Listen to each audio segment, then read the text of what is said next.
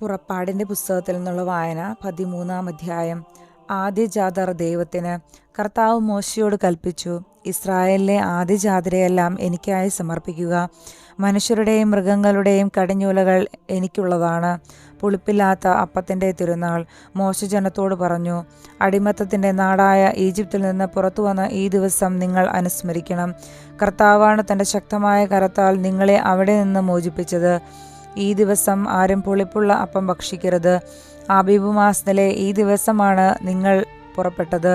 കാനാന്യർ, ഹിത്യർ, അമോര്യർ, ഹിവ്യർ, ജബൂസ്യർ എന്നിവരുടെ നാട്ടിലേക്ക് നിങ്ങൾക്ക് നൽകാമെന്ന് കർത്താവ് നിങ്ങളുടെ പിതാക്കന്മാരോട് വാഗ്ദാനം ചെയ്ത തേനും പാലും ഒഴുകുന്ന ദേശത്തേക്ക്. അവിടുന്ന് നിങ്ങളെ പ്രവേശിപ്പിച്ചു കഴിയുമ്പോൾ ഈ മാസത്തിൽ ഈ കർമ്മം നിങ്ങൾ അനുഷ്ഠിക്കണം. നിങ്ങൾ 7 ദിവസത്തേക്ക് പുളിപ്പില്ലാത്ത അപ്പം ഭക്ഷിക്കണം. 7-ാം ദിവസം കർത്താവിൻ്റെ തിരുനാളായി ആചരിക്കണം. 7 ദിവസത്തേക്ക് പുളിപ്പില്ലാത്ത അപ്പമേ ഭക്ഷിക്കാവൂ. പുളിപ്പുള്ള അപ്പം നിങ്ങളുടെ പക്കൽ കാണരുത്. പുളിമാവ് നിങ്ങളുടെ നാട്ടിലെങ്ങും ഉണ്ടായിരിക്കരുത്. ആ ദിവസം നിന്റെ മകനോട് പറയണം, ഈജിപ്തിൽ നിന്ന് ഞാൻ പുറത്തു പോന്നപ്പോൾ കർത്താവ് എനിക്ക് വേണ്ടി പ്രവർത്തിച്ചതിൻ്റെ ഓർമ്മയ്ക്കായിട്ടാണിത്.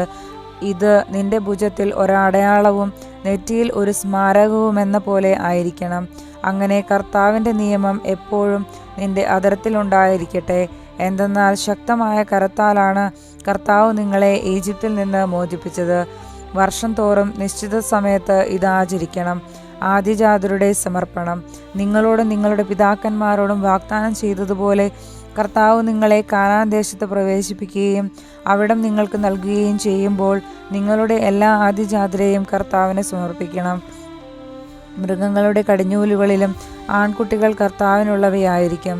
എന്നാൽ ഒരു ആട്ടിൻകുട്ടിയെ പകരം കൊടുത്ത് കഴുതയുടെ കടിഞ്ഞൂലിനെ വീണ്ടെടുക്കാം. വീണ്ടെടുക്കുന്നില്ലെങ്കിൽ അതിൻ്റെ കഴുത്ത് ഞെരിച്ച് കൊന്നുകളയണം. നിങ്ങളുടെ മക്കളിൽ ആദ്യജാതരെയെല്ലാം വീണ്ടെടുക്കണം.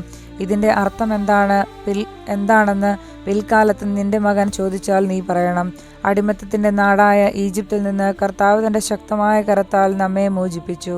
നമ്മെ വിട്ടയക്കാൻ ഫറവോ വിസമ്മതിച്ചപ്പോൾ ഈജിപ്തിലെ ആദ്യജാതരെ, മനുഷ്യരുടെയും മൃഗങ്ങളുടെയും കടിഞ്ഞൂലുകളെയെല്ലാം കർത്താവ് സംഹരിച്ചു.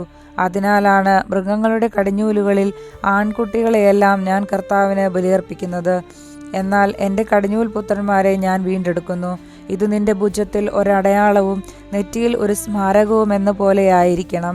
എന്തെന്നാൽ തൻ്റെ ശക്തമായ കരത്താൽ കർത്താവ് നമ്മെ ഈജിപ്തിൽ നിന്ന് പുറത്തേക്ക് കൊണ്ടുവന്നു. മേഘസ്തംഭവും അഗ്നിസ്തംഭവും. ഫറവോ ജനത്തെ വിട്ടയച്ചപ്പോൾ ഫിലിസ്തരുടെ ദേശത്തു കൂടിയുള്ള വഴിയായിരുന്നു എളുപ്പമെങ്കിലും അതിലെയല്ല ദൈവം അവരെ നയിച്ചത്. കാരണം യുദ്ധം ചെയ്യേണ്ടി വരുമോ എന്ന് ഭയപ്പെട്ട് മനസ്സ് മാറി ജനം ഈജിപ്തിലേക്ക് മടങ്ങിയേക്കുമെന്ന് അവിടുന്ന് വിചാരിച്ചു. ദൈവം ജനത്തെ മരുഭൂമിയിലുള്ള വഴിയിലേക്ക് തിരിച്ചുവിട്ട് ചെങ്കടലിന് നേരെ നയിച്ചു.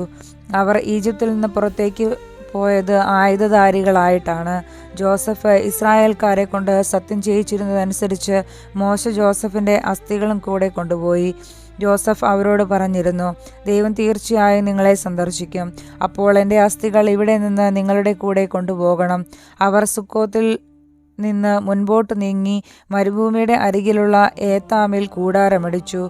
അവർക്ക് രാവും പകലും യാത്ര ചെയ്യാനാവും വിധം പകൽ വഴി കാട്ടാൻ ഒരു മേഘസ്തംഭത്തിലും രാത്രിയിൽ പ്രകാശം നൽകാൻ ഒരു അഗ്നിസ്തംഭത്തിലും കർത്താവ് അവർക്ക് മുൻപേ പോയിരുന്നു.